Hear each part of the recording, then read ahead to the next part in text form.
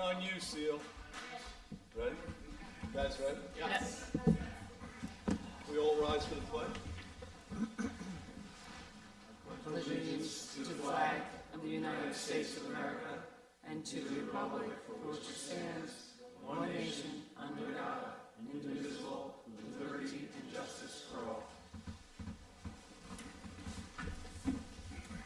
Okay. Welcome to the October meeting of the Philipstown Town Board. We do have some business to take care of before our presentation, so we'll get right into it. Approval of minutes, workshop meeting, October 21, 2024. So moved. Second. All in favor? Aye. And I vote aye. Regular meeting, September 5th, 2024. Second.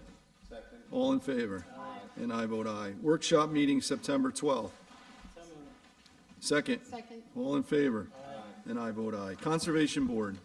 Conservation Board met on September 11th. A couple items of old business. 15 Kings Dock Road has been in front of the Conservation Board for about a year. Applicants seeking approval of an additional floating dock to a concrete pier on the Hudson River. It had there were some steep slope questions, but after about a year and discussions with the property owners, the Conservation Board approved the wetlands permit. Another item of business: New York City Department of Environmental Protection doing some work at the Catskill Aqueduct. Applicant is seeking a permit for replacement of deteriorated concrete head wall and a temporary cut and fill within a 100-foot buffer and temporary diversion of the stream. The Conservation Board granted that permit for that work under the conditions that they make sure that there are no invasives brought in on equipment or materials used, that there are core logs used in place to prevent any runoff into the stream, and that any plantings be shade tolerant because of the site. Third piece of business, 498 Sprout Brook Road. Applicant is seeking a permit to construct a driveway in a single family home.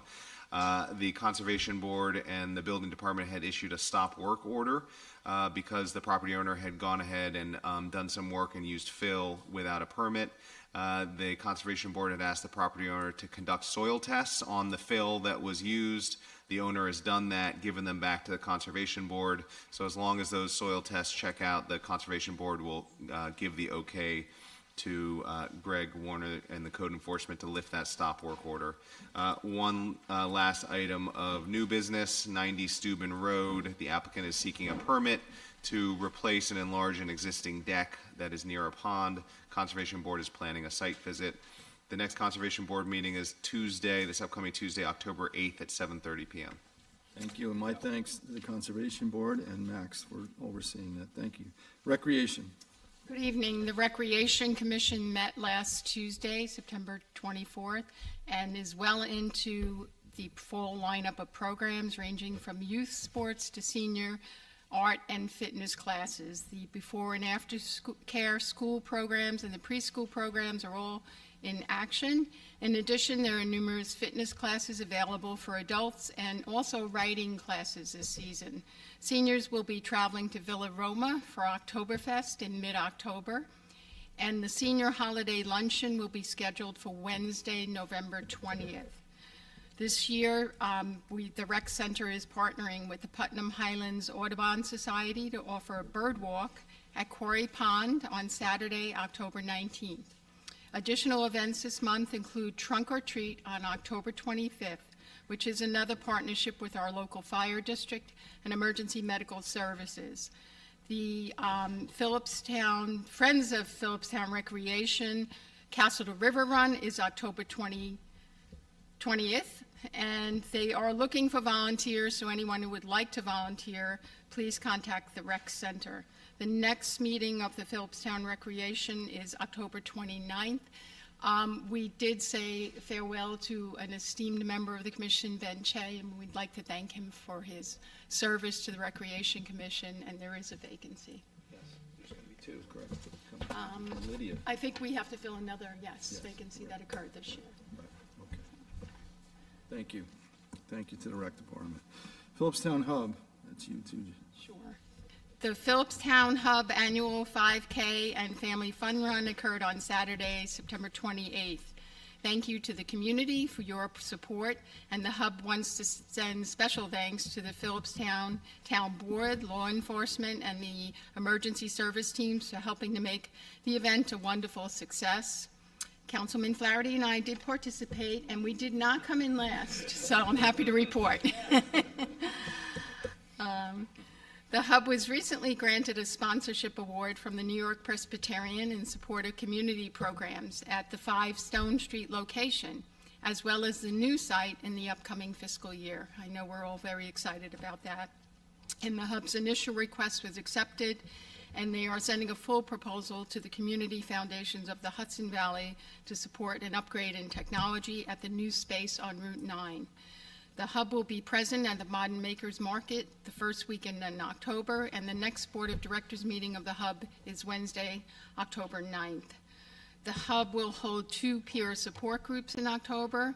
Wednesday, October 16th at 5 p.m., support group for parents of emerging adults, and Monday, October 21st at 7 p.m., a support group for women with ADHD.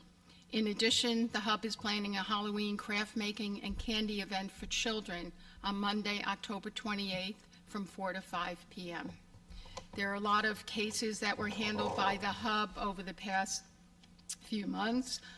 In the month of September, there were 388 contacts, and for the current fiscal year, 1,082 contacts. In September, 79 of these were via phone, 186 via email, 81 via text, 39 were through events, and 3 were in person. I want to thank the Hub and the new Executive Director, Semra Urson, for all their work. Thank you. Yes, thank you, Judy. Thank you to the Hub. Place. Planning Board. Planning Board. I attended the Planning Board meeting of September 19th. Correspondence request from escrow return from Michaela Carvel, 429 Sprout Brook Road, Garrison, New York. That's in our agenda for later on tonight. They approved that. Kazenka's Plaza, 3626 Route 9, Cold Spring up on Route 9. They've been through the Planning Board for probably about a year now or so. They requested a 45-day extension. There was no public hearings. Old business in Allison Fish Library, as they've been Planning Board for the last 5-6 months or so. Anyway, they're building a pavilion down there. The board granted their final approval last Thursday. Garrison Golf Course, Shakespeare Festival was here as well. The board wanted to discuss a proposal, provision of condition D2 of the subdivision approval to allow Hudson Valley Shakespeare Festival to donate the title to the conservation parcel to the Hudson Highlands Reserve rather than record it in the conservation easement. Donating the parcel in this fee sample will ensure that land is permanently preserved as conservation purposes. So they just really brought this up to the board for their attention. Under new business, Audemars, 3070 Route 9 in Cold Spring, is considered a major site plan. They're proposing a project in 2 phases. The first phase will be a project of a gas station with a Dunkin' Donuts, and the second of an 18,000 square foot flex building. Phase 2 is the future includes a proposal of solar farm in a relative proportion of the property. The planning board considered it a major project. They referred it to the zoning board because right now there's no provisions for any type of drive-through business on Route 9 at all, any place. I can't say the village has it, but anyway, so they referred to the zoning board for that. After, if for some reason they don't get that approval, they'll probably have to look at their overall plan. So they thought it was too early for an inspection, which everyone agreed to. They referred it to the planning board, the county planning, county board of health, county DEC, New York Department of Transportation, Conservation Board, and North Highlands Firehouse. Meeting was adjourned at 8:15. Next meeting is October 17th. Okay. Thank you to the Planning Board. Thank you, Bobby. Zoning. I don't have all that information because we didn't have a meeting in September. So our next meeting is October 16th at 7:30. So That's it? that's it. That's all I got. You got That's it all I too got easy. today. I got it easy. You got it far too easy, man. Highway. Highway report submitted by Adam Hoteling, Superintendent of Highways. Work performed for Philipstown Highway the month of September. September took work included pipe replacement, culvert cleaning, as well as some curb work. Additional to that, there was very dry conditions. When available, the water truck was out quite busy on the dirt road controlling the dust when they could. Cleanup Road is completed for the DEC for under the bridge of East Mountain Road South. I mentioned this last month as well. That work is completed, and thank you very much for doing that. A few years ago, we had a lot of water. A couple houses got flooded because that one tube was kind of backed up, and now hopefully we won't have the issue ever again. Paving was completed on Joanne Place and Hiram Road. I got to say that I got quite a few people complimented the road. I live up that way, so a lot of people saw me, stopped me, and said, thank you very much. They did a really nice job in those two roads, I got to say. Paving was done over the water main repairs and Garrison Landing. As everyone knows, last year we had a lot of water leaks down there, and we had to leave. We left it open, not open, but we didn't pave everything until we knew everything was fixed. So but now everything is done down there, and hopefully we won't have any more leaks any time in the very near future. Highway Department rented an excavator this month for September to allow for two crews to do multiple sites. This helped them a great deal to get much more work done. Hydraulic drainage analysis assessment study was been completed on Old Manitou Road. This is from the severe flooding in the summer of 2023. The study was turned over to FEMA in order that we would agree with the funding for the project so we can get the work done. I'd like to also touch point a serious issue. We found some people dumping again, unfortunately. It's against the law to be dumping anywhere on any public properties. So just want to make sure if you see anybody doing that, please call the police or call the town sheriff, the sheriff's at 845-225-4300. This time of the year, mechanics are very busy in the shop preparing equipment for the fall and also for the winter, getting the plows and sanders and everything ready ahead of time. They had approximately 25 phone calls, and roughly $11,000 was paid for vehicle maintenance for the month of September. Thank you, Bob, and thank you to the highway crew. Just briefly, today I met with the USDA reps at the highway garage. The final portion of the grant application, they did an architectural inspection of the building. Guy was actually measuring the stairs, the height of the stairs, the run of the stairs. That was the last piece of the puzzle to get the grant actually in our bank account. So within 2 business days, we should have the money from the USDA grant. But I'm surprised. I'm not getting too excited till it's in the bank. Wow. They said a 2-day transfer. We have one application to complete and then a 2-day transfer for the funds. So That's great. that was What was the huge. total amount on that, John? 1.78 That's million. right. Yep. Nice. We'll take it. Building and land, that's it. Cemetery committee. So just following up on the tree service that I'm looking to get to remove one of the trees that is upbringing one of the headstones, which actually is a family, so I'm working with trying to get the best bid out for that, so. Okay, thank you. Okay, on to the agenda. First on the agenda is the Haldane Interim Superintendent, Carl Albano, to share a brief overview of the 2024 capital project. Welcome. Come on up. Is the slideshow ready, Meg? Uh-oh, what happened? We lost it. I can get started. There's actually 2 for the price of 1. My name is Peggy Clements. I'm president of the school board of the Haldane Central School District, and I'm here with Mr. Albano, along with Julia Sniffen, our high school principal, and Megan Shields, the district clerk, and actually someone who's just really a critically important person in helping to communicate about the capital referendum project that we have coming up. So thanks very much for the opportunity to share a bit about the capital referendum that's up for approval on November 19th. The capital improvements that Mr. Albano is going to talk about that are part of the referendum represent really the most critical improvements that the district and community members identified collectively as part of a much bigger campus master planning process. So what's going to be voted on November 19th are really the most important things that we really think the district needs right now. They include important upgrades to improve student safety, critical infrastructure upgrades. Much of our campus was built between 50 and 100 years ago, and so you can imagine there's some needs there, as well as some space configurations to better meet students' needs, and importantly, an addition to the high school, which is critically needed. Space is a huge issue at the district.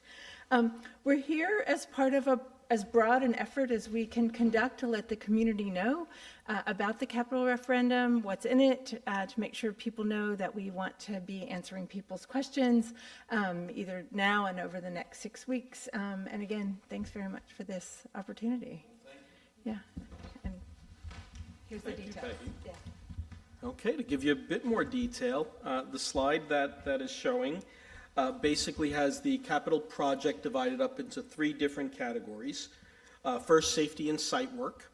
I always mention in my presentations about capital projects that times have changed.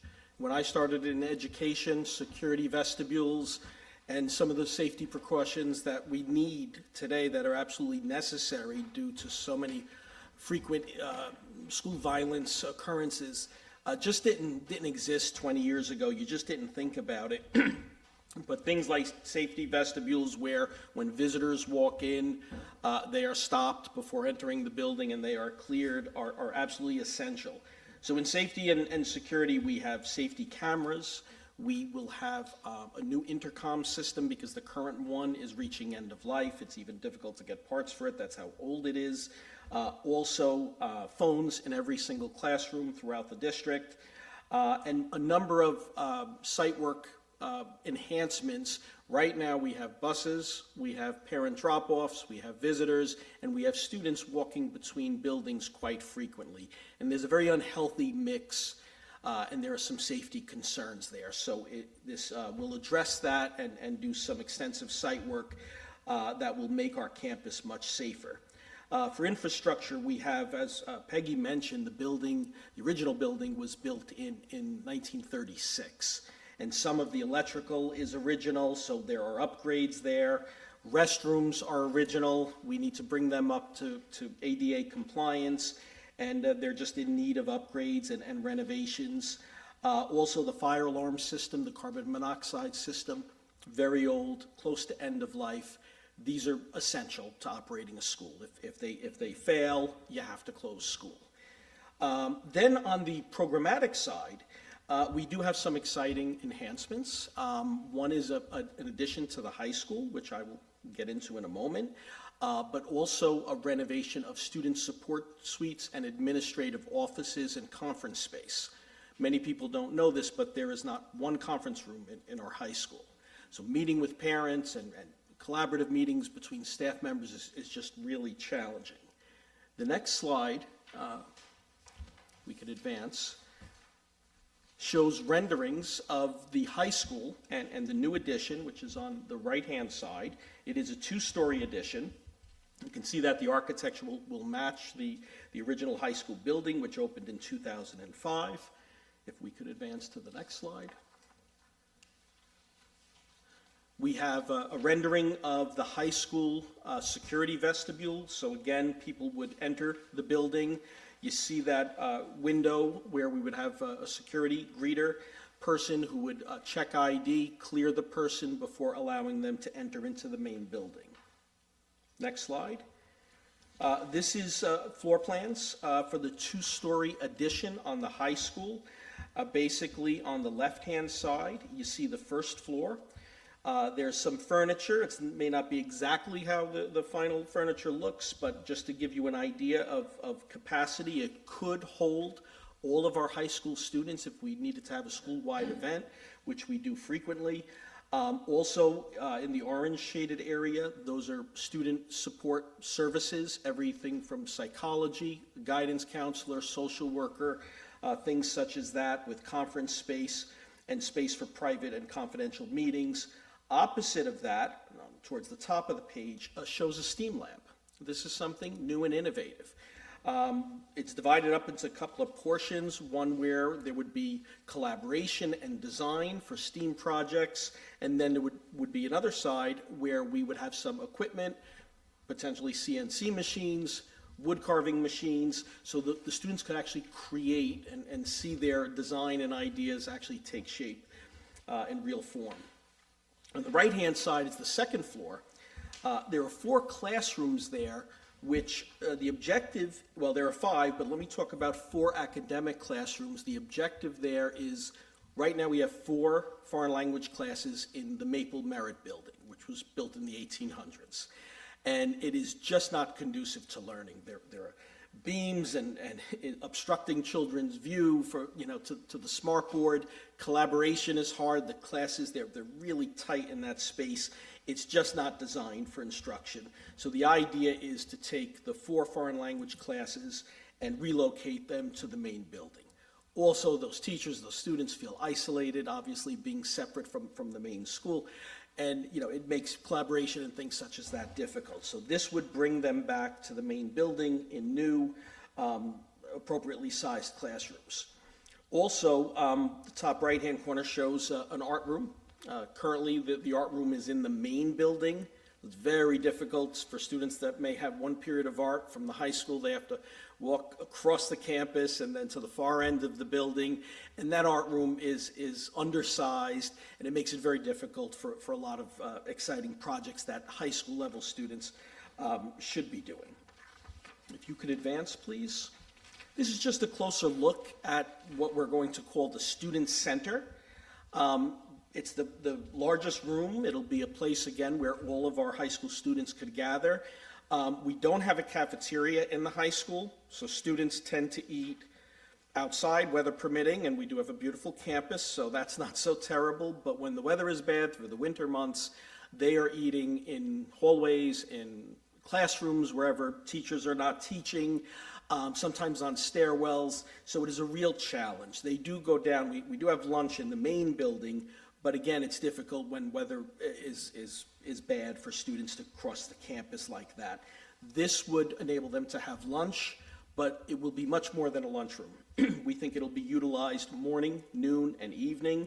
There could be student presentations in this space. There's an interior view that you see, some 3 tiers of steps that really will serve like as risers. During a lunch or a study hall period, students may just relax, socialize, do some work, but also if we have a guest speaker, if we have a presenter, if we decide to have a small concert, this could serve that purpose. In the back, there's also a conference room with glass in the back. And then this next picture shows just a different view. This is the view facing basically the Hudson River through those windows.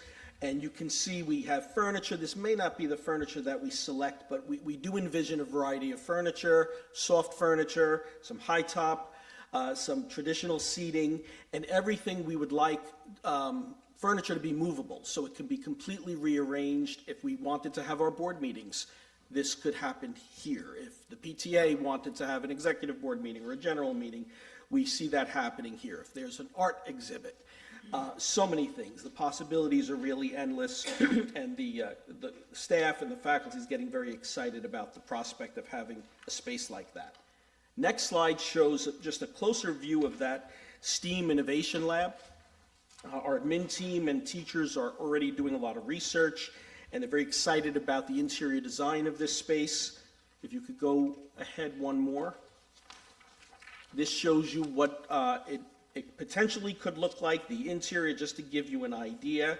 This is the design area of the room, but there on the left-hand side, you could see a glass wall with a door, and that's where we would have the carving machines, CNC, 3D printers, and that's where we could actually create things that our students design. Now moving over to the main building. In the main building right now, all of our support staff they're scattered all around the building.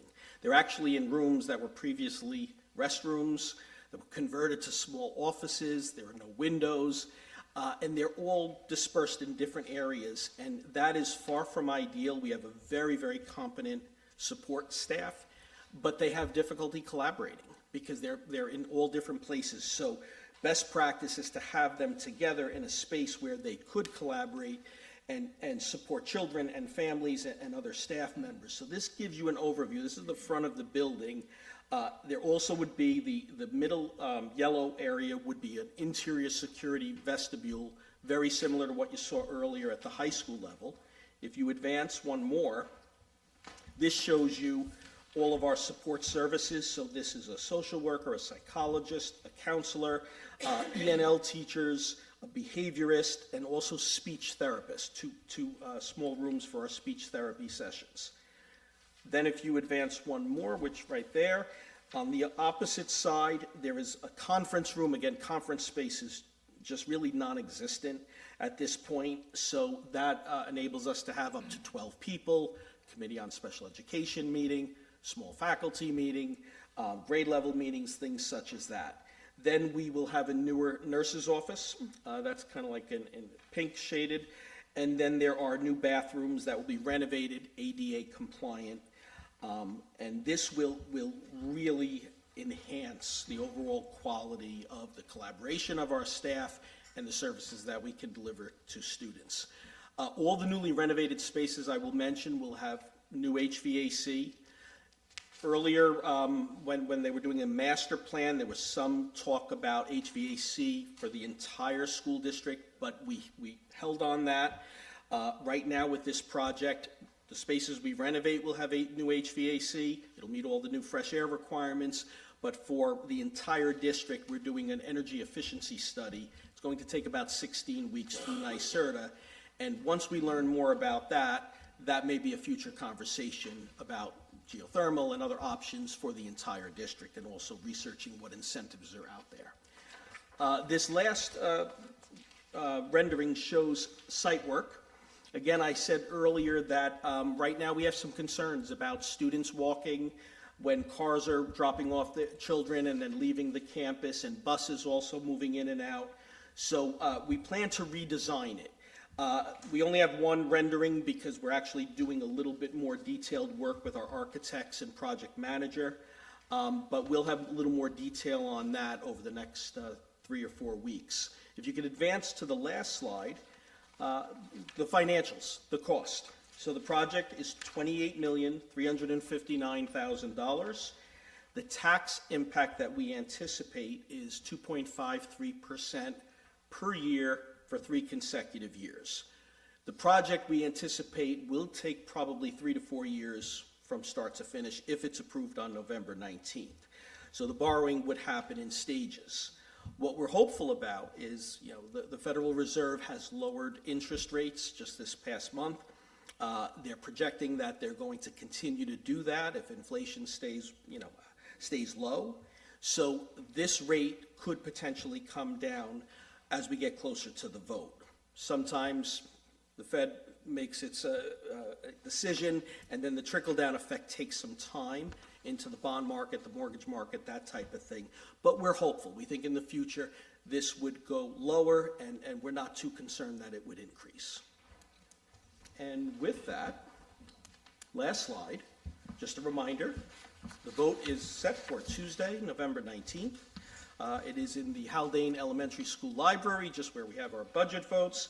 And Peggy did mention this earlier, but we are going to really work hard to make sure we communicate with every aspect of the community. So we have tours planned, we have Q&A sessions, there will be future board presentations, but we're also offering to go out, as we are here this evening, to all of the different constituents, the local boards, and anyone who will listen and is interested in our project. So with that, I thank you for your time and would open it up to any questions you may have. I do have a few. First of all, thank you for coming. Our part of our job is to get information out, and that's why we have you here tonight, and I'm thrilled that you guys are here and took the time.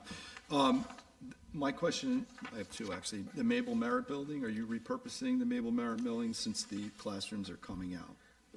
We've been asked that question before. We don't have any specific plans at the moment, but we do believe the best use of it is office space. Okay. So right now we have just about adequate office space, but we are thinking about relocating more offices there, and then potentially having expanding our bus garage area and the transportation department flipping. That would be a future project that's not included. The renovations would not be, or would you do that? Renovations wouldn't be required for that. It would just be moving some office and relocating the space. And the other thing, the new section of the high school, will that be designed for AC, or will it actually have AC when it comes in, or if it comes in? Or is it going to be a future project to add AC to the whole high school, the entire? Great question. So the new addition to the high school will have air conditioning. So there will be one area of the high school that would be. Yes, and you're probably aware Governor Hochul has signed legislation that next year, school classrooms cannot be above 88 degrees. If not, you have to close it down. And at 82 degrees, you have to start making modifications for students. So you see more and more districts moving on air conditioning. What we've learned in the planning phase is that the original building has the infrastructure for central air. So all the ductwork is there. So we are researching now, it may be, the early estimate is about 200,000 if we can find it within this budget to have an oversized chiller unit in the new wing that also could be connected and service the entire building. So that building has ductwork, and obviously the old building does not. You're No, talking about the old- high school. the high school, Exactly. right. The old building would be much more expensive, but there seems like there's an opportunity. So we're reexamining the budget in this upcoming week, in fact, and we are hopeful that there's the potential to have an oversized chiller that could provide AC to the entire high school. Any other questions? Yeah, I do have a question. I'm sure. Go ahead. I just, it's a 3-year timeline that the payout, like the tax timeline is 3 years, but the construction timeline is also 3 years? We're estimating about 3 years. So the staging of the project has not been worked out. That typically happens after you receive voter approval and you really get into that detail. So decisions like, how much will be summer work, how much can be done during the school year and done safely when students are there. So there are a lot of considerations. Maybe some work will be scheduled after school hours. So that level of detail we haven't worked out. That does impact your total timeline. But right now the estimate is at the very best 3 years and no more than 4 years from start of, from breaking ground to completion of the project. Thank you. I'm glad to see this coming to fruition. My daughter graduated from Haldane, and I think it's really important for high school students and staff to have spaces that they can meet, have lunch, have events. So thank you.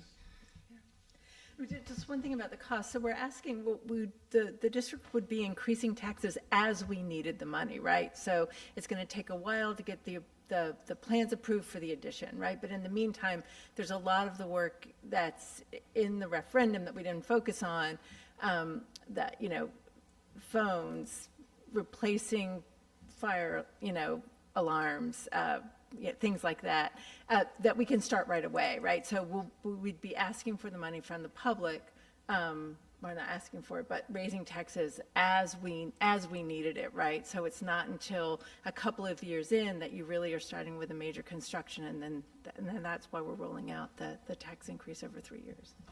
I think one other, the safety lock, the vestibule, there's going to be one at the old building now and one at the high school. and the So high there'll be, school. so the renovation will include one at the old. Yeah, I mean, the district has recently changed in the past few years. So the only way to enter the main or elementary is to go through the main entrance, right? Part of that is to increase security, but that will increase it even more because people will access the building, but will then locked not, in, they won't have access to the whole building until they've been approved to be You gotta entered. get like buzzed in, basically. Yeah, and I mean, that's just something you're just seeing everywhere. You have it at the rec center. Yeah. You can't get in the rec center. It's a standard. That's the way it's supposed to be. Thank you. Anything else? Yeah, I just have one question. I'm not sure if I heard this correctly. The impact of a 2.53% increase, that'd be year one. In year two, there's an additional 2.53. So at the end of 3 years, you're talking almost 7.5%, right? So I just want to make sure everyone understands that, because if you look at that, if you didn't say what you just did, most people would say, oh, wow, 2.5%. Well, forever, but that's not the case. Just want to make sure everyone understands. Thank you. 2.5% for 3 years, and we are hopeful that as interest rates decrease, that it could be even less than that. But again, we don't know. And also, we have a lot more detail. We also have a series of videos that we will be releasing, and one of them is dedicated just to the financials, and that'll be much more in-depth. Are you doing a more detailed presentation at school? Do you have a date for that? We have a calendar of many dates that Megan Shields is not only the board clerk, she handles all of our public relations and marketing. So we will publish that shortly. We're just putting some finishing touches. But there will be about 8 to 10 opportunities. And leading right up. November 19th? You guys gonna- Starting in about 2 weeks. We didn't want to start too early. Right. So this is one of our first, public presentations. Yes, yes, thank you. And, I would say the 4 to 5 weeks leading up to the vote, there will be at least 1 or 2 opportunities each week to receive information, in different forms. I mean, I think I know things aren't finalized yet, but in that big space that you have there, which is, looks really nice to me, is there any plans to have like large screens or anything like that? I mean, if people are gonna be gathering there, I mean, you can get these, I did a lot of work at a school last year in Long Island. We put these 27-foot screens that go up and down, so it doesn't interfere with glass and windows or anything. So I don't know if that's part of that or that's something that's gonna come down later on, but if that's gonna be collaboration space, that was just something I would like to see in that area, in that space. Yeah, they're definitely, that is part of the budget. The furniture, screens, technology, that level of detail will happen after November 19th.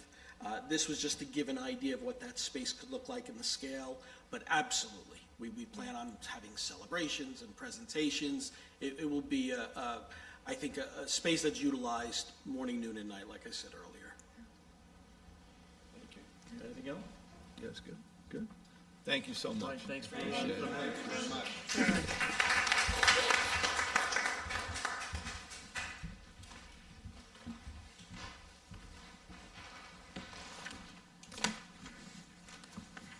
Next on the agenda is Natural Resource Officer Max Garfinkle to present the Stormwater Management Program Plan for the town of Philipstown for discussion. Max, we're gonna read right through this whole thing, right? You guys are welcome to leave, Haldane, you're welcome to leave, you don't have to sit through this. You might hear it. That's it. Max, you're stealing the show. Oh, man, I don't know about that. I'll just be really brief. I just wanted to take this and use the town board meeting as an opportunity to introduce this plan, this draft plan to the public. We need to have a public comment period for this plan, so that we can incorporate any sort of public input into this before we finalize it. So I just wanted to announce that the plan, under the new MS4 permit from earlier this year that was issued by the DEC and the town signed on to be a part of and be authorized under. This plan basically will guide the town, in complying with the standards set forth in that permit. There will be a copy available online. We can take email comments to I believe Stormwater at philipstown.com. There'll be a copy available at the library in Cold Spring and at the building department itself for the public to review. I think beyond that, really, that's basically it. I just wanted to officially announce this at this point in a public forum. My appreciation. I read through, not every bit of this, but some of it. I'm thankful you're here, Max, and I'm thankful you got a grasp on this. But if you read through this and you're not knowledgeable, the MS4, it's strictly, these regulations strictly apply to the MS4 section of the town of Philipstown. So don't think that these construction guidelines will apply everywhere in the town. So, and thankfully, we have a small section. Well, it's not that small. I mean, there's a decent area, but Mostly focused around Continental Village, so that portion of town. Yeah. So yeah, I think, Steve, I don't know if there's anything officially that we do at this point, or if we can circle back at some point to offline, or. After the comment period's up, you should come back to the town board for the town board to adopt a resolution to make it the official plan, the stormwater management program plan of the town of Philipstown, and be required for our MS4 permit. Okay. So I think it's a 30-day comment period, so. So we'll see you next month. Yep, all right. Perfect. Thank you, Max. Thanks. Thank you so much, Max. Next is a resolution approving the proposal from A.G. Williams Floor Coatings, Inc. in the amount of $15,000 for a new wash bay floor at the Philipstown Highway Department. Okay, so the wash bay, the new wash bay at the highway garage, the floor, which was supposed to be epoxy, thank you, an epoxy finish was not. We are recouping some of these funds from ML, the general contractor who applied the original floor covering. But if you look through these, we are accepting the highest bid, and I questioned Adam, and it's, the highest bid is the only one that was willing to do prevailing wage, which is mandatory, so, and it probably reflects the difference in the cost, but, so, can I get a motion to accept the approval, or approve of the proposal from A.G. Williams for floor? Just so I know, this would be something similar to what we have at the firehouse? Exactly. Right? Yeah, it's an Originally, epoxy. we were supposed to do the whole garage, Yeah, right? which it was a fortune. I right? know it Yeah. was, but But this Just- room it is the one. definitely needs it, I Yeah, agree. This room needs it. It's where all the salt will be coming off the trucks, and it will just destroy the floor, so. so moved on that. Can I get a second? Second. All in favor? Aye. And I vote aye. Thank you. Next is a resolution approving the return of escrow for Mace, 429 Sprout Brook Road in Garrison, New York, tax map number 83.13-1-3. So we have a letter from the planning board secretary that this is complete. Can I get a motion to approve the return of escrow for Mace 429 Sprout Brook Road, Garrison? So moved. Second. Second. All in favor? And I vote aye. Next is a resolution authorizing Supervisor Van Tassel to sign the filming permit for Universal Television LLC for filming scheduled for October 7th through October 11th, 2024 at Glynwood Farms, 362 Glynwood Road in Cold Spring. Can I get a motion to approve this? This is all going to take place within Glenwood, and they have parking set up at the state park, so there should be no effect on the trucks will be parked off-site at Fallenstalk State Park. So. Tammy Faye in this one too? Is what? Tammy Faye was in the paper last week. I was just wondering. You have to ask her. I'm not really aware of her schedule. Oh, anyway, it was in the paper. Well, she was here on Main Street. Perfect place to blend in, okay? Wish I were. Oh, sorry, you're right. Tina Fey. Tina Faye. I'm sorry. Yeah, you're right. Tammy's her, that's her sister, Tammy. Tina, sorry. Okay, so, Wonderful actress, Tammy. yes, Tammy, she's good. John, what's the movie that they're doing? I am, oh, you It's went called through The it. Four Oh, it's a Seasons. TV show. So can I get a motion to approve the filming permit at Glenwood Farm? Second. Second. All in favor? And I vote aye. Thank you. Little comedy of the night. Keeping it Next is a resolution authorizing the purchase of electric landscaping equipment for the Philipstown Highway Department in the amount of $26,330.36 to be covered by the NYSERDA grant that we received for the $100,000. Martha, you want to give us just a brief description of what we're buying here? It's awfully exciting. have to come up to the mic.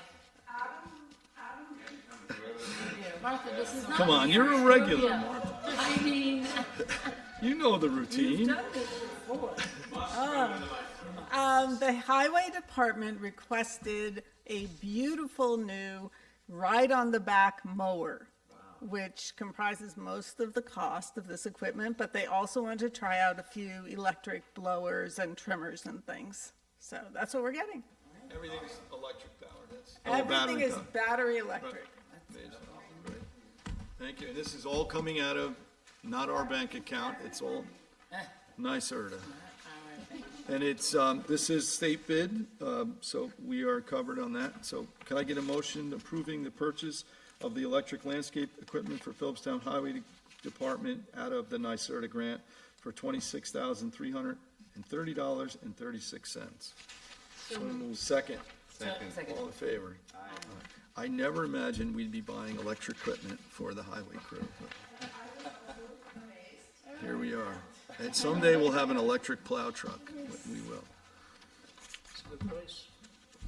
Next is a resolution authorizing the supervisor to sign the intermunicipal building inspector agreement with the Town of Putnam Valley for building inspector services beginning September 1st and terminating August 31st, 2025. So I am thrilled that we have this in place.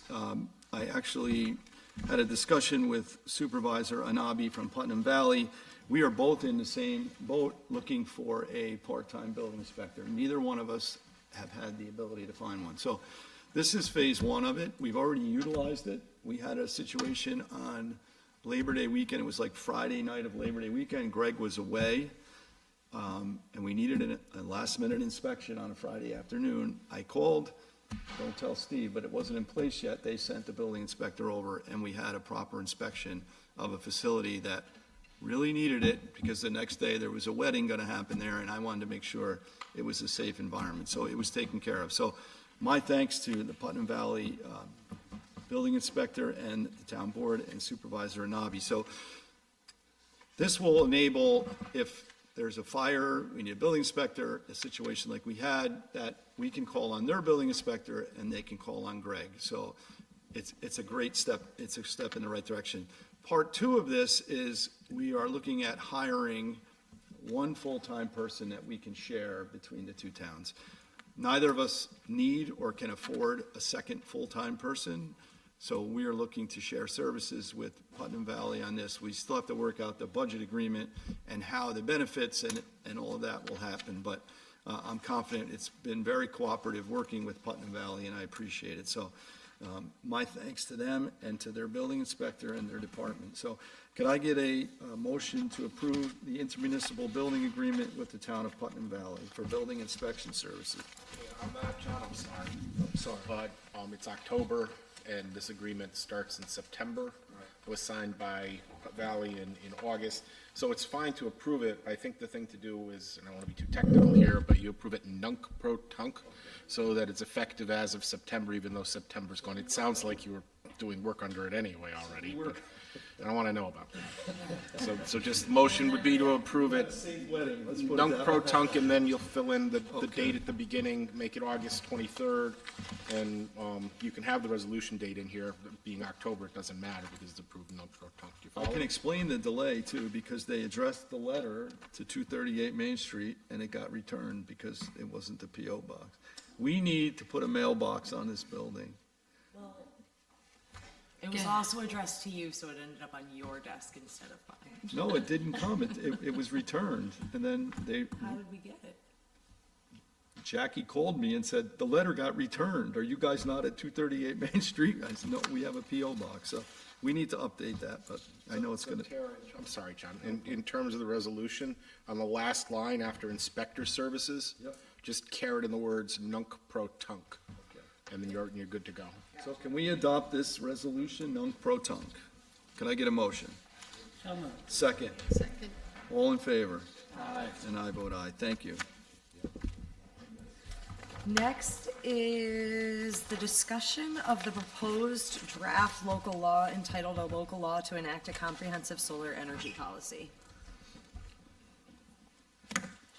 Yes, we go into it. All right. So, as you know, there's been a solar advisory committee working on this draft local law for the last, I think, 8 or 9 months. And the members of that solar advisory committee, just to give them props, Martha Upton and Peter Davis, who are here, Nat Prentice, who is here, as well as Ben Davis and Paul Thompson. And really, what we want to do is just present this local law in draft form to you all and get advice and get thoughts on it. Because there are some things that have come up that are still decision points in it, and there are some things that have come up that, you know, it would be great to have council's opinion on. So, but really the background of it is what started this process is, one, the 2030 comprehensive plan identified as a priority creating a comprehensive local solar energy policy. So that is part of what started the effort. And then I think the other thing that started the effort is New York State has a goal of 70% renewable electricity by 2030. So in 6 years. And so there's a lot of money coming down the pike right now going into solar. And in most local municipalities, which are going to be the permitting body, there's not local solar policy. So a lot of this stuff is coming down the road into local municipalities without any kind of real policy in place. And so what we did as a solar advisory committee is we took a NYSERDA, which is the New York State Energy Research and Development Authority, model solar local law. We began to work off of that. We got a few other municipal solar local laws, and we just began to kind of take that model solar local law and craft it based on, our community and how it's different. And really the main goals of the local law were to maintain a clear process for solar, to protect environmental resources and community, our community character, and then also to incentivize more solar in Philipstown to help meet that urgent goal, which is kind of the essential thing you need to do to fight climate change. And so at the town board's direction, we took this draft, and our first stop was to go and give it to Greg and the code enforcement and building department office, and he had a really good look at it and improved it a lot. We modeled a lot of this based on kind of the approach Greg is already taking, because we have a solar permit right now, and we want to do something that was easily enforceable. We then kind of got comments from the conservation board, the planning board, and ran it through a couple local residents that are solar professionals. And so, John, what's the best thing to do? There are a few things I wanted to point out in the law, and then a few kind of open questions to get your advice on. Is that a good? Okay, all right. So if you go through the local law, it just starts with definitions to define different parts of kind of solar development. I think the most important thing to point out on page 3 is that the most important distinction that this local law makes is between the installation of solar energy systems, and by that we're talking about solar mounted to roofs, solar mounted to the side of buildings, ground mounted solar, and so the most important distinctions are a Class A solar energy system, which is if someone builds solar where they're going to use all the energy on their property. So if they're just if they're using all that solar energy, it's a Class A solar energy system and is treated as a accessory use, which is how Greg treats it right now. Gotcha. If it's a Class B solar energy system, it's a commercial solar energy system, which is producing energy for consumption by commercial customers. One is basically private and one is commercial. Exactly right.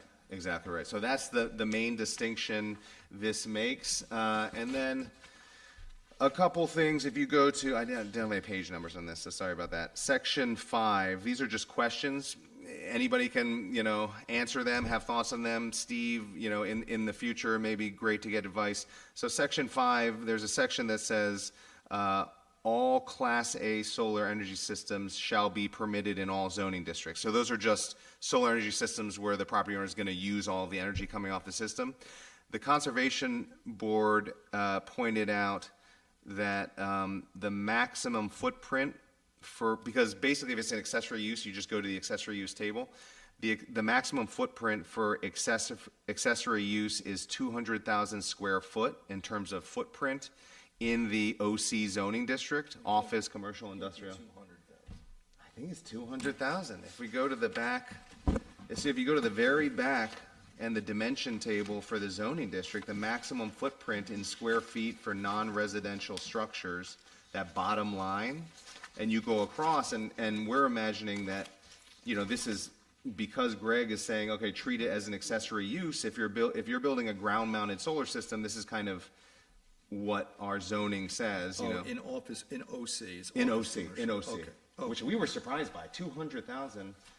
So that would just mean that someone has, that's a large, I think an acre is like 40,000 square feet. So, but again, the point there would be if it was a Class A solar system and they built something that was that large, you could only do it if you were using all of the energy coming from that system. So I don't know what that would be. It's like It'd be large. it would be large. It'd be like a Bitcoin, or it'd be like a lot of output. a lot of output. So that's, I don't know if anybody has comments on that. That was something pointed out. If that should, on the next page, Greg asked this question, which is kind of above our pay grade, on ground-mounted solar energy systems. C, should ground-mounted be included or considered as the impervious surface contributing to the 20% bulk requirement? So again, that's just that's tagged in this as something to think about. And then under height for ground-mounted solar energy systems, these are the types of systems that, people mount on the ground. I can't remember if it was Greg who noted that, under our current accessory table, if you go to the back, the height of an accessory structure is 40 feet. So as Greg made the good point, you wouldn't want a ground-mounted system that's 40 feet tall. So that 15 feet is just borrowed from a NYSERDA dimension table, but that's I think most ground-mounted would fall under that, but that's just an open point. We thought it would be good to reduce that from the 40 feet. Did the Conservation Board have any comment about the 20% impervious surface? Did they? I'll go back to Andy and Max on that. Is that a good place to start on Yeah, that because comment? it's groundwater heating, basically, and Okay, so we'll go back to them with that. I guess Max and Andy, so we'll maybe note that. Okay. All right, thanks. On the next page, there's just an open question from code enforcement. Really, I think this was to you, Steve, not for answering tonight, but section 6. This is permitting requirements for Class B solar energy systems. These would be solar energy systems that are commercial in nature, where there are subscribers off-site.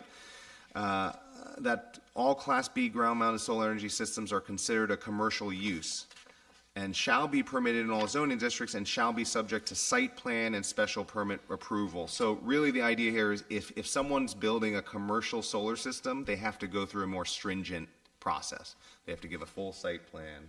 And Greg was asking a question, because it's commercial, would they need a special use permit? We already have a special use permit requirement.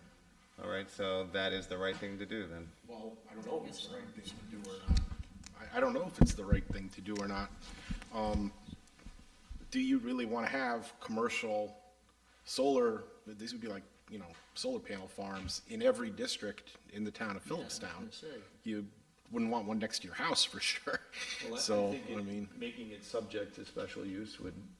Well, establish that it's a good start as far as that goes, but if I bought a house, I wouldn't be too confident that, the board might not grant a special permit on property next to mine or down the road from mine. That's gonna have a serious impact on my property values.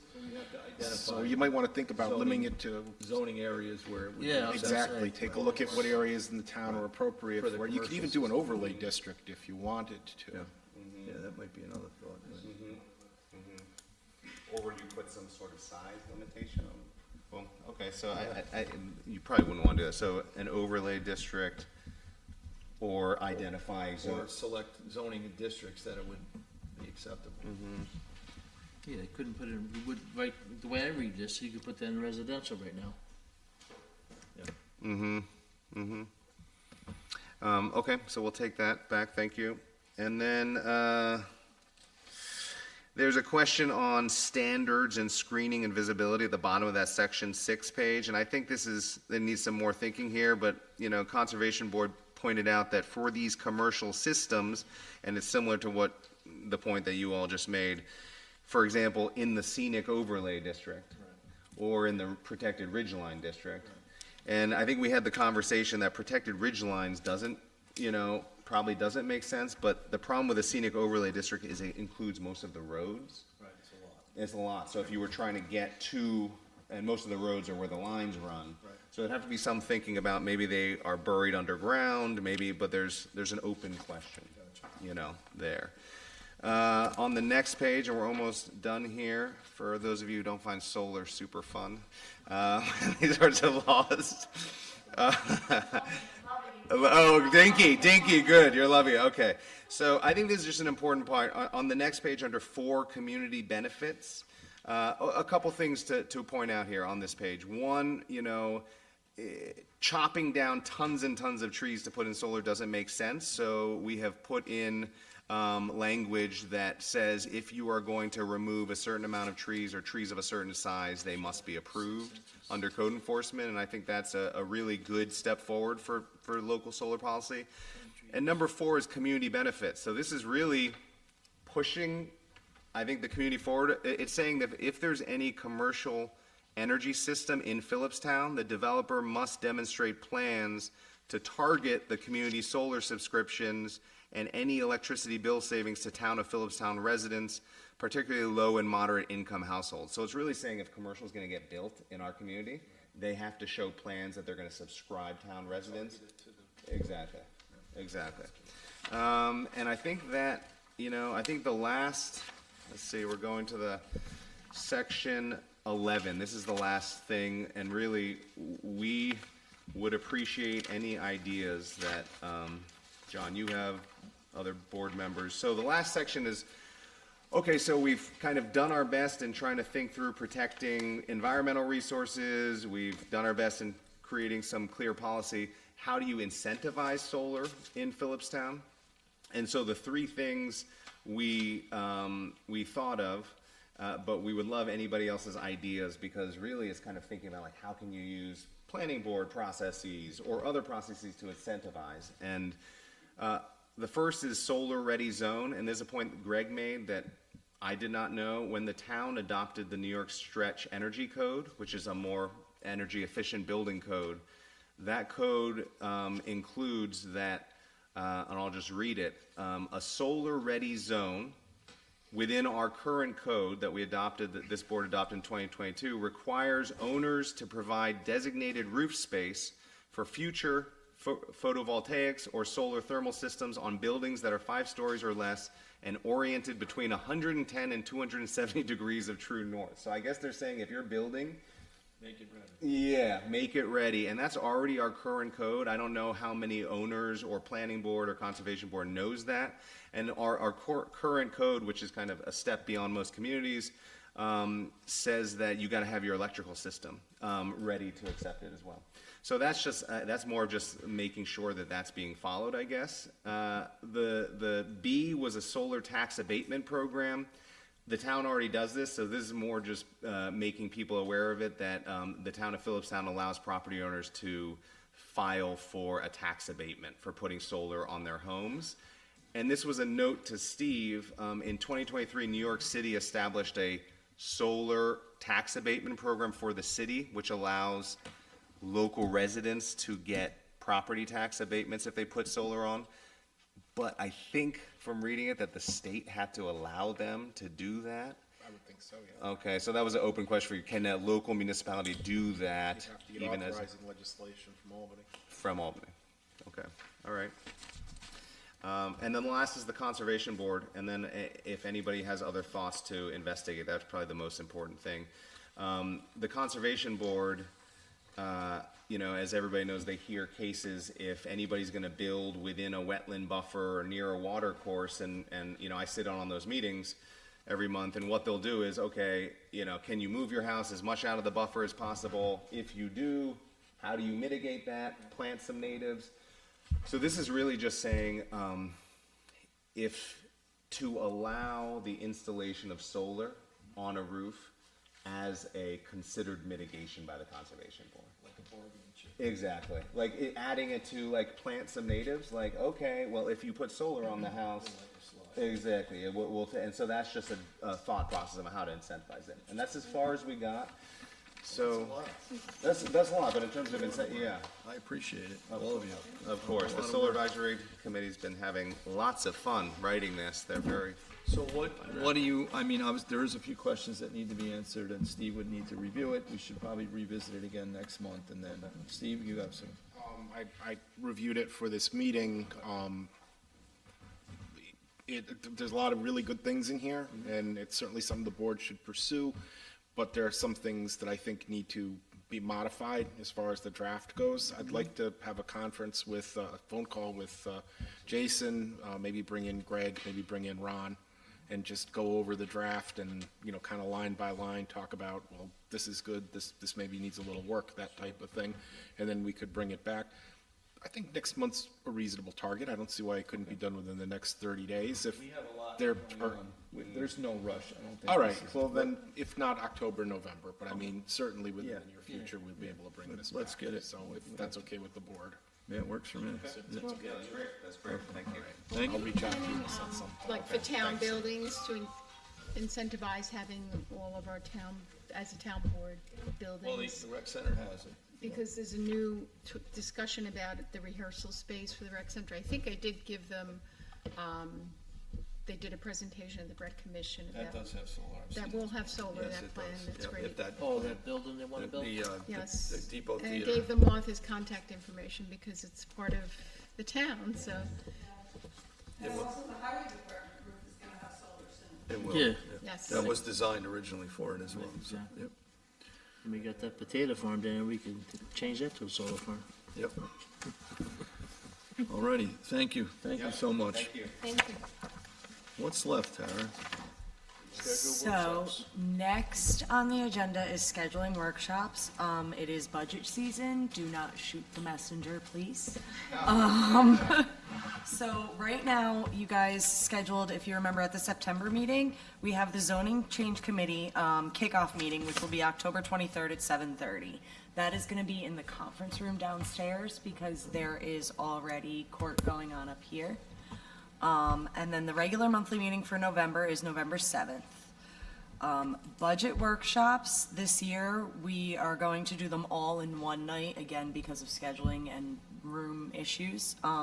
That will be on October 16th, and I think we decided we're gonna do, start at 7 instead of 7:30. Yeah. And that's gonna be at the rec center. This will all be posted on our website, and I will send you guys an email. And then budget public hearings will be November 6th at 7:30. That will be here. And then a final budget adoption will be on November 20th, and that will be at the rec center. At 7. Yeah, That'll be 7:30 again. 'Cause they're kind of overlapping with several events. Yeah, October, just between holidays and people moving meetings around, there's just space issues in court, and so. Did you say that October 23rd is not happening? Not happening. Okay, so the 16th at 7 o'clock. Yeah, October 23rd, though, is the kickoff meeting for Right. zoning, which I believe Bob and Judy are both a part of, and Steve, I think. Do we have enough people on the committee? So right now, I have you guys, and then I have 6 other people. That's what's been Yeah, you conveyed should- to me you so should be well far. armed. Yeah, which Yeah, is, yeah. I think that's I enough. think It's fine. with the 2 issues, I think that you Yeah, should 6 be, people's enough. I will send out an Two of which are email land use attorneys, so probably next week, just as a reminder. should be in good shape. So that's All it right. for workshops. Sounds unless good, anybody everybody's else geared has up. anything You all else. have your budget folders, you should have a Yes. copy of your budget folder. You have time to work on it. We are in much better shape this year than we were last year. I did request that each department submit up to a 10% reduction, which it doesn't seem that it's been followed completely, but we have worked through some of the numbers. The draft that came out has been put in by myself and my assistant budget officer. So there will be changes. Obviously, we do have some space under the cap, but we are looking much better than we did last year, so just wanted to get that out there. But please look through, be prepared for the 16th, and plan on being there for a while, so we'll get through it and get out of it. All right. Next on the agenda is the Code Enforcement Monthly Report, and this is for September. Total fees collected was $29,421.50. There were 26 total permits issued. 2 additions, alterations, or repairs to residential buildings. 24 all other permits. There were 29 certificates of occupancy issued. 3 inspections of public assembly, and 2 inspections of commercial occupancies. Thank you to Greg Warner. What else we got, Tara? That's it. Next is any other business that may come before the board. I have a few items. One is I emailed you guys about the Hudson Highland Reserve, the conservation easement, the fee. I had suggested, Max gave us a number of 48 hours per year at the rate that they proposed, comes out to $12,000 a year, and also a $6,000 fee per year to do the pond, monitoring the pond. So that would put us at $18,000 per year. Steve had a great suggestion to put in a retainer, a 1-year retainer, which would allow us to collect the money if they don't make the payment. We would be able to collect the money, it would give us 1 year to recoup the money through their taxes. So I'm not in favor of having them put up a huge sum of money to accumulate interest. I know that's what other land trusts do, but we have the ability to add it to their assessment or add it to their taxes if, in fact, there is a failure to pay. So if you guys could look through that, and then we could ask Steve to put together some sort of contract that would enable us to codify it, and we could adopt a resolution in November. I'm sure they would go for that. It's 18,000 is the figure annually. 18,000 per year. So we'll put together the conservation easement and a resolution for the board to approve it, and there you go. That should take care of it. I did have a conversation with Glenn Watson. It seemed, he's just representing them, obviously, but you can't make a decision, but I think it would be acceptable for them. It's fair. I also said if we exceed 48 hours, we would expect compensation. And if we are under the 48 hours, if Max doesn't, then we would, reduce the cost. So Yeah, it's we've based, already asked for that provision, but yeah, you're absolutely right. yeah. Well, we reduce it? Would we reduce it? Yeah, I mean, if he thinks that that's an accurate number, I'm sure that target would be. All right, we'll see about the reducing part. I'm not so sure about that. Well, we need to have an overage, and to be fair, I mean, we have no idea what kind of pressure that's gonna see. I don't expect a lot. Like I said, there's 24 residents there, they're gonna have their eyes on every bit of that property, but, we have no idea we may get a year where we do exceed the 48 hours. Yeah, you may. He And will you should keep a be journal as to recompensed his for that. I time. just don't know that you want to count the hours down and say, here, you get a $4,000 credit or a $200 credit, or. Yeah, It's there should be a minimum. so much administrative work, I'm not sure it's worth it. Right. So if you take it, you just keep it, and if you go over, well, then you would have to bill in hours and actually demonstrate your costs. Okay. All right, well, kick it around, you guys saw the email, if you could respond, that would be great. Well, we discussed last time about the ability, to review this every year to add increase the rates as necessary if we required. Yeah, it is, but I've not discussed that with them as far as it goes, so, if you want me to, I'll reach out to them on that. I gotta reach out to them on this anyway, so I'll talk with their attorneys, and, we'll get you a draft November. Yeah, I mean, if you could get it by November, I'm sure that would be great. One other question I had, when would this start? Obviously, there's not gonna be any houses in here for a couple of years probably still. So, once we take over this easement, does they? It would start immediately. That's what I'm asking, it starts immediately. Right, and I asked him this question, the lots that have not been sold or developed will be, that portion will be covered by the HOA developer. or developer, okay. Right, and then once the home is there, then that portion of the HOA agreement would be paid by the homeowner. So But it's, we will get the payment regardless, Right, based right. on the lots. okay. All right. I have a few other things. Just a quick update on some fjord stuff, since that's things that have happened since last month. We did receive a letter from County Executive Kevin Byrne. You guys have all seen this letter from Kevin Byrne. It's a letter in support. I could read it if you'd like. I'm writing regarding the proposed fjord trail project. This is from Putnam County Executive Kevin Byrne to Honorable Kathy Hochul, Randy Simmons, Commissioner Pro Tem of New York State Parks, and Amy Casala. Dear Governor Hochul, I'm writing regarding the proposed fjord trail project that stands to greatly impact the local municipalities of the Village of Cold Spring, Village of Nelsonville, and the Town of Philipstown. Excuse me. I've had discussion with Mayor Foley, Mayor Windward, and Supervisor Van Tassel regarding the project, and I'm writing to share some of our collective concerns. While I believe there's a genuine excitement and appreciation for the project in general, as it will enhance public access to our beautiful Hudson River, it also seems clear that a closer look is warranted regarding certain aspects of the project. I can envision a variety of regional benefits that project can bring to our neighboring counties, but carefully planned implementation is still a must if we are to avoid unintended consequences that could negatively impact local communities. More specifically, the proposed entrance to the fjord trail being located at Dockside Park stands to have a profound effect on the local municipalities. One concern is the potential influx of additional visitors, which would likely create added strain on existing infrastructure. In addition to affecting local town and village operations, this will also likely affect county services from our sheriff's office and other emergency services. Additional information, study, and engagement with local government officials seems prudent before further consideration of this particular phase of the project. I recognize that the state and other non-for-profit partners are very much financially committed to completing this project. However, I believe we can all appreciate the value and importance of keeping local officials informed and engaged throughout the process. It is my understanding that the draft environmental impact study is to be released this fall. As such, I respectfully request that the local leaders be included in the discussion, especially as it pertains to pausing the connection from Dockside Park into the village of Cold Spring, so a more expansive review of the local impacts can be considered before proceeding. Thank you for the thoughtful consideration. Respectfully, Kevin Byrne. So I wanted to get that read into the record. And then we did receive a letter from New York State Parks and Historic Preservation.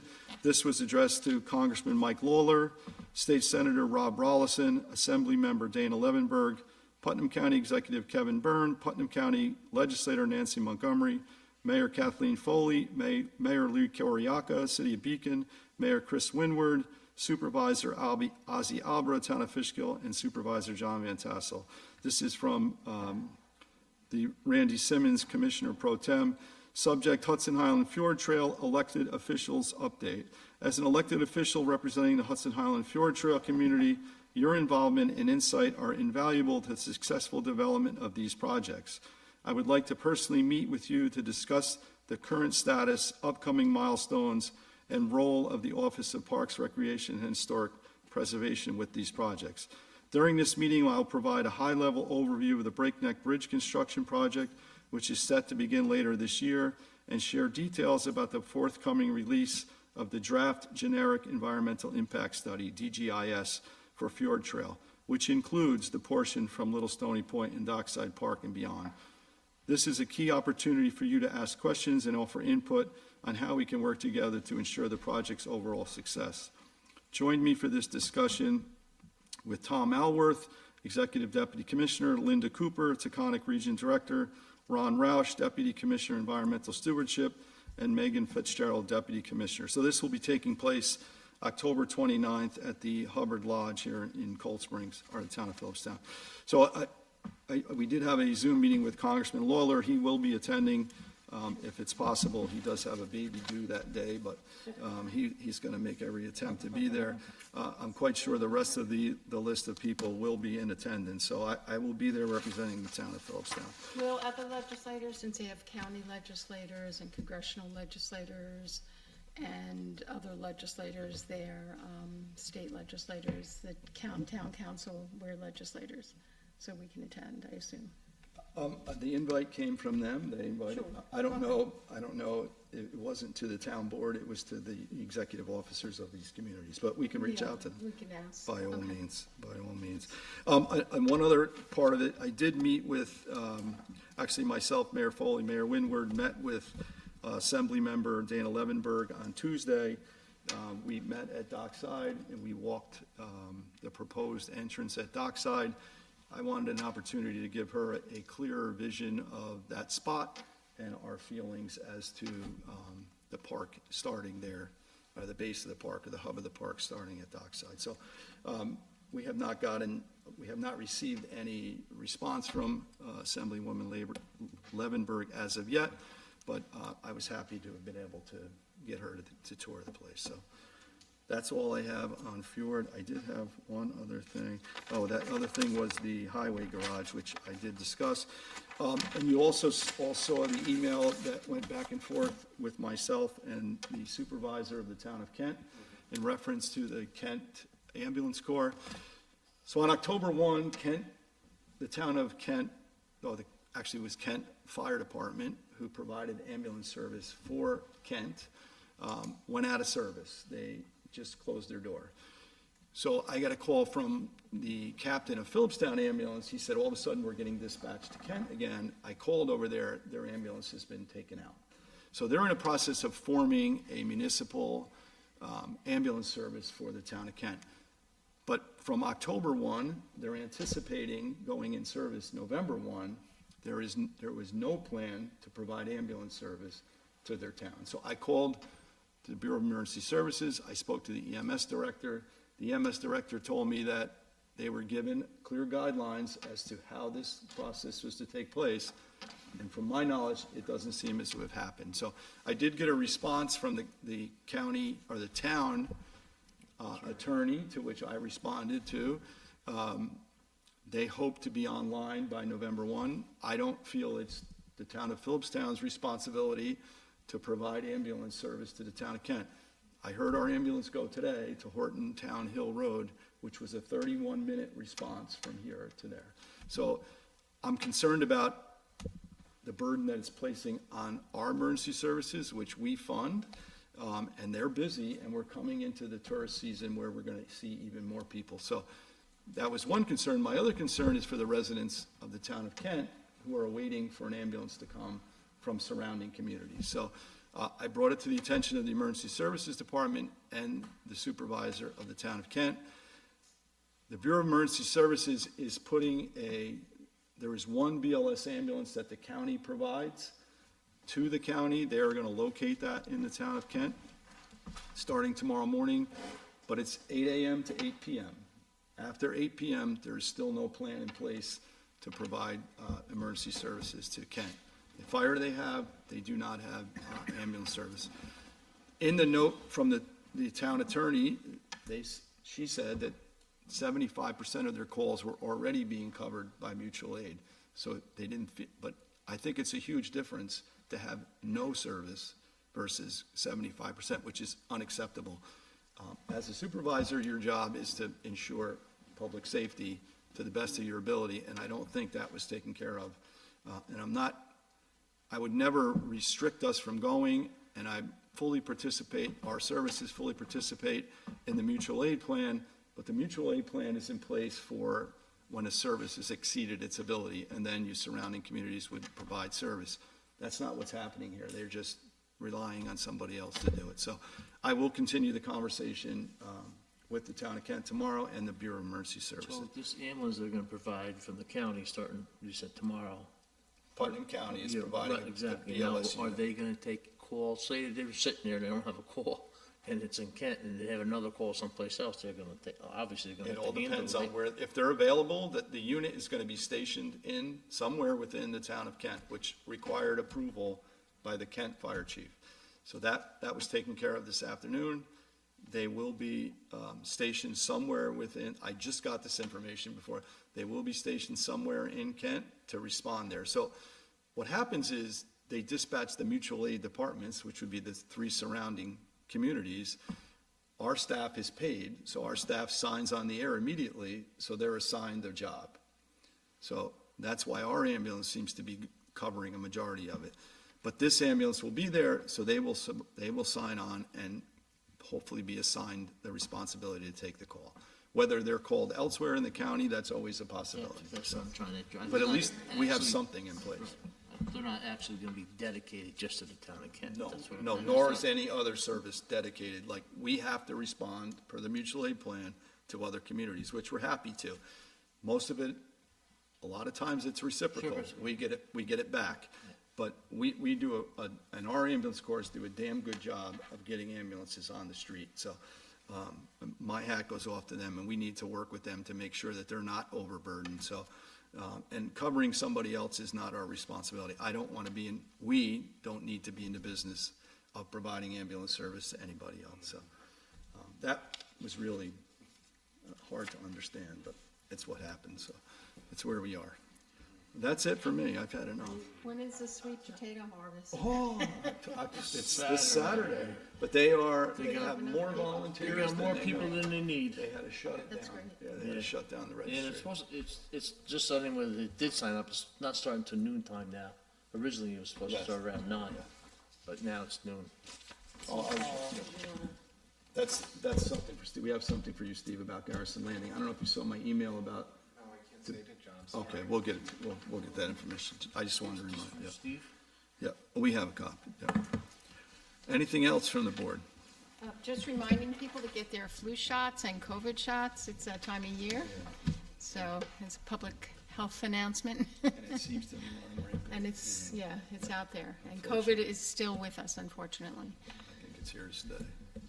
Also, too, blood supply, whole United States is really, really low, especially with the storms they had down south. So if anyone's interested in giving blood, please do so. I give blood probably 4 or 5 times a year, so other people could try to do that, it'd be great.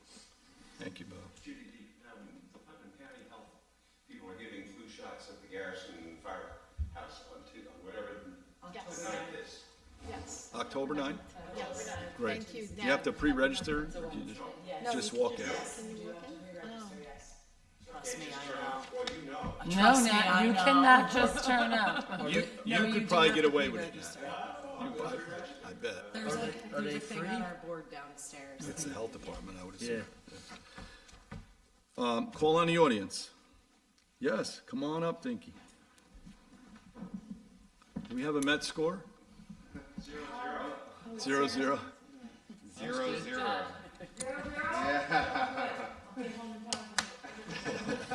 Home in time for the game.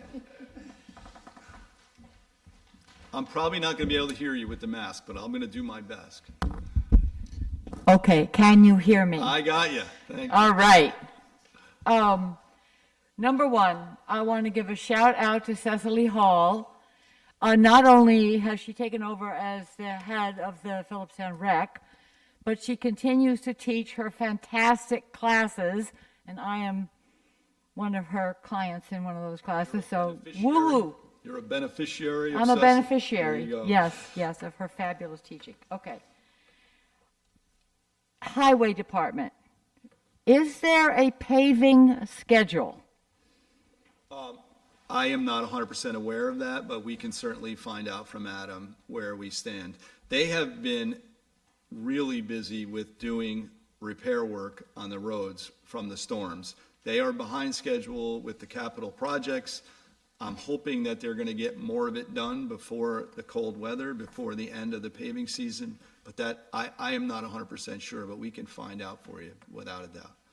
Last year, I asked about the paving, and I was told that it was all included in the budget for this year, but I don't see any, in my particular area, I don't see the paving. Now, I do see the emergency repairs taking place, and we are eternally grateful for that. But these emergency repairs are not going to go away. We are going to have more and more and more of these climate disasters, and when the rain falls down on East Mountain, it just washes out. I mean, I don't need to tell you because it gets posted by Well other aware. people who have beautiful photographs and everything better than me.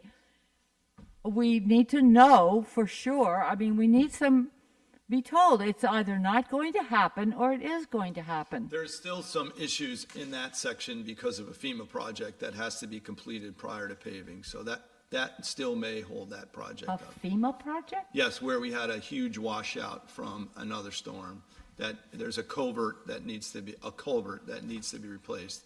So it wouldn't make sense, a culvert and a retaining wall, that would not make sense for us to pave and then tear it apart. Okay, but, That's all included in that area that we proposed to pave last year. okay, so when do residents of that area get some concrete information about Like I that? said, hopefully by this paving season, we'll get it, but there's no guarantee. So if we go to the budget meeting? Sure, you can come to any budget, Yeah, I know, but I mean, but it will be for next year's budget. I understand that, Right. but I mean, will that be discussed in any detail? Not this year's budget, next year's budget will be discussed, but we can find out from Adam what the plan is for that section of the road.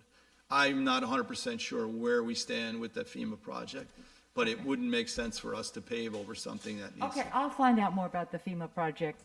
I'm not going to bother you about that now. I know that I can get information about that. I have a question about the proposed draft local law about the comprehensive solar energy policy. What about thermal energy? Is there any kind of project going forward to investigate thermal energy, or are we just talking mainly solar? That law is just going to be about solar energy, so it's just guiding that. But there's other, I mean, obviously thermal energy, battery storage, there's other issues that are out there, but it's not going to be in that solar energy law. Because it's just, that law is just going to pertain to solar energy.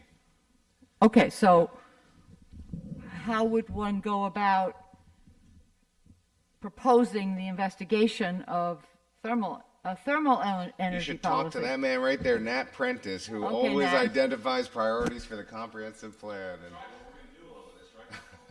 Okay, thank you. yeah.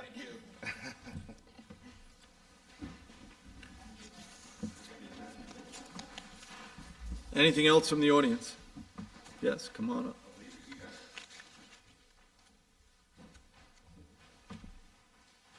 How are you? I wrote down what I want to say to stay on topic. I won't take more than 6 You could get minutes. closer to the mic. I won't take more than 6 minutes of your time. Perfect. My name is Erin Benenbaugh. This is Armin Brunel. We are legal domestic partners and residents of Garrison for over 11 years. We're here to put on public record an incident involving a code enforcement officer, whom I now clearly realize is the only code enforcement officer, which occurred a couple of weeks ago. I did report it to Mr. Van Tassel, but on the advice of a trusted friend, I'm here to speak about it. I need to give some context for this event. Our tenancy on Country Lane began in September 2013. The couple who own the home, Chris and Colleen, brought up the possibility of renting to own from the very beginning. By 2017, there was a rent-to-own option contract with several provisions to protect our investments should we choose not to buy. It was signed by the two of us and the two of them. We currently have over $90,000 in equity in our house. We had a very friendly, permissive, almost familiar relationship with this couple. They gave us permissions to create compost on the property, even wrote us a letter in an attempt to obtain funding for us. In late 2017, we decided to transition from growing way too many tomatoes to intentionally farming for markets and local restaurants, and Earth Tone Farm was born in early 2018. Armin especially poured his heart, soul, and body into the farm. We have never been late with rent. We agreed to multiple rent increases and put all of this into this property with the full intention of one day owning our home and property here in Philipstown. Last summer, they started giving us problems, complaining about certain things which they had known about and previously supported, including the farm prep area and commissary kitchen that we'd built in the garage. We attempted to exercise our option to buy and were denied, and after bossing us around and threatening us for the summer, they've lawyered up and began trying to evict us. Over a year later, the civil case continues. We were told by our lawyers that Chris and Colleen were not to enter our property while the litigation was ongoing. So, Friday, September 13th, about 3 weeks ago, I pulled onto our private lane and saw an unfamiliar car parked towards the bottom of the lane on the neighbor's property. It was a woman who I thought could be Colleen, and turns out it was. Within 15 minutes, an official town vehicle followed by the woman pulled up the street. Armin and his farmhands were in the kitchen preparing for markets. Armin came out to the driveway, approached the vehicle. A tall, bald man, whom we now know as Greg Wunner, the code enforcement officer and fire marshal. He stated he was code enforcement, did not give his name, and asked Armin if he ran a business here. He said yes, because we have a farm. And Greg said, I'm going to take a look inside. Armin told him that he could not, that we were not notified of the visit, that the woman behind him was not supposed to be here at all, and that we were in the middle of a lawsuit. They walked past him and entered the farm prep kitchen area. The door was open as he had just left it, so they went in there. Armin asked to see ID and, Armin asked him to show identification. He indicated that he would not. Then they started taking pictures, said, oh yeah, there's violations, and he and Colleen took photos. Armin called the sheriff's office. The two exited the kitchen as a third car arrived, whom we later learned was their lawyer, Luke Hilpert, also a resident of Philipstown. Our friend who had stopped by asked them to move their cars because he was blocked. Greg said, no, you're going to have to wait. Our friend said, no, I need to pick up my children from school. And Colleen and Luke changed their attitude and said, of course, they'd all move. They reparked and were walking up the dirt road in the back of the house, I don't know why, when Officer Shane Haley arrived. We heard Colleen give Luke and Greg false information as they walked and pointed at things, misquoting us from a conversation that was actually with her husband, and further biasing Greg against us. Officer Haley spoke with us first, then with them. Greg's body language during that conversation indicated a clear sense of superiority over the officer, and he appeared quite irritated. I have this on video. Officer Haley returned to us and said they claimed our garage was an illegal storefront. Colleen claimed that her lease gives her access to the kiln shed up the hill, and therefore she can access the the property at any time. The lease was never signed, and even if it is valid, the clause does include giving us reasonable notice to come onto our property. It also, of course, does not give her permission to enter the home as she had. Officer Haley asked us what we wanted to do, and we said we just wanted them gone. He made that happen and let them know that we could have had them arrested, and that as a lawyer and a town official, they should have known better. Chris and Colleen have not been residents of Philipstown or even Putnam County for at least 15 years. They recently moved back to New York, I don't know where, but they've been in California for at least 7 years. Somehow they were able to use their lawyer to completely bias Greg Warner against us before he met us. His behavior indicated that he had decided we were criminals before even meeting us. He was utterly rude and unprofessional. He was brought to our home by the property owners as a bully to frighten us, and he succeeded. We will win the right to buy our home. Unfortunately now, anytime we need to interact with the building department, there's a good chance we will once again run up against this bias, especially after we had him removed from our property. And our lawyers were very upset to hear that we did not have them arrested. That's all. Thank you. The whole, well, this isn't a courtroom, obviously, and the whole Of course. process between you and the propery owner is not, I just wanted it to, the context to be I understood. got it, but What was happening. I have reviewed it, I looked at the pictures, I've looked at the video, I've sent it to the town attorney for a review, we will prepare a response. But I will say that Greg Warner has worked here for about 10 years at this point, and we have had 0 complaints about Greg or his attitude. Not saying that he didn't give you an attitude, or if he, listen, we all have bad days, we have good days, we have bad days. I'm not quite sure that the story was clear to Greg, but we will do some more exploring, and we will, generate a response to you. Okay, I appreciate Steve, do you that. have any more to add? No, we're still looking into the matter. I reviewed the email and materials he sent over. As he said, we'll get back to him. I'll also just comment that, well, I might be not so smart for complaining about the code enforcement officer, and perhaps other people have been intelligent enough to realize If maybe there's they one shouldn't thing about the make people in complaints. Philipstown, they're not shy about complaining, so that nobody, and you will not get any recourse from our department, I can tell you.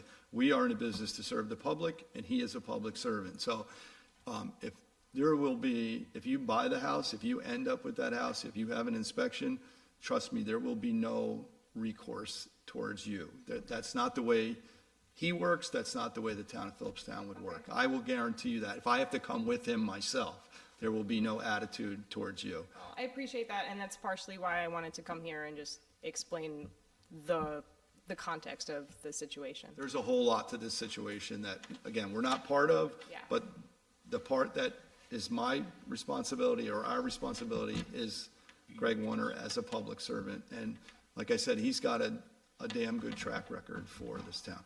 And people aren't afraid to complain here. If they got a complaint, we know about it. So, but I appreciate you coming here, and I appreciate your opinion and standing up and making that statement. So thank you. Thank you. And good luck with your whole situation. Quick question, are you all in the agricultural district? Are you a farmer in the ag district? Do you know? Okay, all right. Just as a fellow farmer, there's just some protections by being in that ag district, but I'll follow up with you all. Yep, Thank you all. yep, thank you. Thank you. Anything else from the audience? Yes, come on. Oh, sorry, Nat, and then Fred. Come ahead. You're up now. Always last. Go ahead, you're up. Just a, just a touch. Hi, my name is Fred Romer. I'm the acting superintendent for the Continental Village Park District. I just wanted to introduce myself. The reason I'm the acting superintendent because Mike Fallon himself is quite ill, and he's going through chemotherapy right now.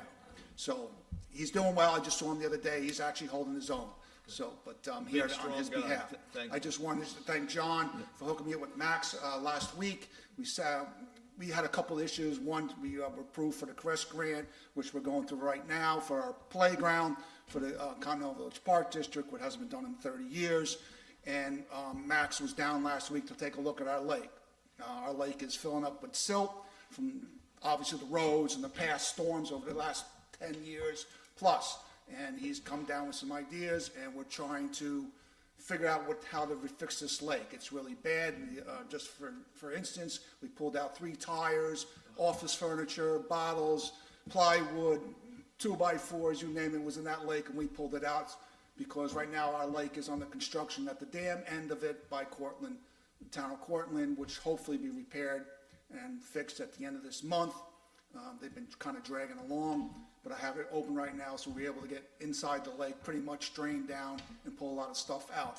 In the meantime, it's been, if you come down and see it, it's pretty heavy. There's no water flow, and we had a lot of closures this year due to blue algae, a chemical spill, which you guys know about, and some other things, fecal matter from the geese, which are all over. So, but I just wanted to introduce myself, and you're going to see a lot more. I'm going to attend the meetings a lot more often. In the past, when Bill Mazuka was here, I was also property owner. I was there for 30 years ago. Way back. We're talking way back. So, but I just wanted to introduce myself, and I just hope to work with you very well. Thank All you. right? I appreciate all the enthusiasm at the park that you're bringing. So, and it's welcome. Yeah, it takes a lot. It does. There's a lot there, and Mike Phelan did it forever. So, and I have to make a comment about last month when Nancy presented about the CREST grant from Assemblywoman Levenberg. I am thrilled that she has processed this. They both worked. Nancy and Dana worked to get that offer out there. I was not questioning whether it was going to happen or not. It was just where we tailor it and who was responsible for the grant. I understand that. Which we clarified, it is us, it is our property, so we will be, Tara has downloaded it, not downloaded, it's not a download, it was something else. Google Doc, but I talked to Fred today. So Yeah, you- yeah. Yeah. So we're gonna start that process and hopefully it will, which I believe I know it takes time, I understand. it will. We want to, I gotta get the ball rolling, Yep. get the ball rolling with the lake. It's been a long time since I've been on. Yep. And the people that are there, and I'll say it on film, with pitchforks and torches. So if it comes to our meetings, they're there now. There's 30, 40 people there, and know what's going on, happen. Good, good, that's good, I'm glad to see. Well, I'm trying to make it move. You're doing well. You are working well as a squeaky wheel.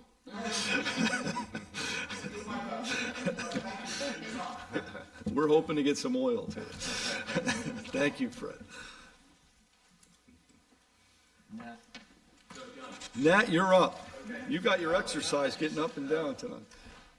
For the record, Nat Prentice on behalf of the town's Comprehensive Plan Committee, hopeful that we could get half hour of your time over the course of, you don't need any more meetings, but if we could piggyback on one of the sessions that has a slightly lighter agenda, this would be our annual half hour's worth of going back through the plan, seeing if there isn't another high priority item that we should put on your list. Why don't we schedule it for December? Does that work, the December meeting? Because November is we're all up to our neck with Okay, budget, right? I So- just, We're busy. okay. December- I'm going to it take is. that, but I want to just make sure we remember how useful this process It has is. been so far. agree. We wouldn't have done the solar, it wouldn't have been the solar thing if it hadn't been for Jason picking up on this item in the comprehensive plan. At least 150 other good ideas there. So we'll do it, but if you say December, that'll be the time. We'll do it, Tara, does that work for you? We'll do it at our December meeting. Sure. John, the only reason to bring it down was in case there was sort of a small budgetary overtone that would go with any request. But if December's the right time to do it and your budget's already spoken for, then we'll look ahead to December. We're gonna be pretty tight, but if you have something specific, please contact me and we can discuss it. Okay. No, the answer is, most of the things we've talked about are already in the hopper, but we do want to try to keep to this notion of having a little time set aside each year just to sort of go through it, make sure we're covering the ground. But Megan's patience is running out with me. You're not calling it low-hanging fruit anymore. That's Now true. it's in the We've hopper. done all the low-hanging fruit, so it gets tougher, but December will be a good time to do it. Perfect, sounds good. Okay, Thank you. thanks. Anything else from the audience? Vacancies, Board of Assessment Review, we have one, and the Conservation Board, and we also have one on the Rec Commission. Yeah, we One or two?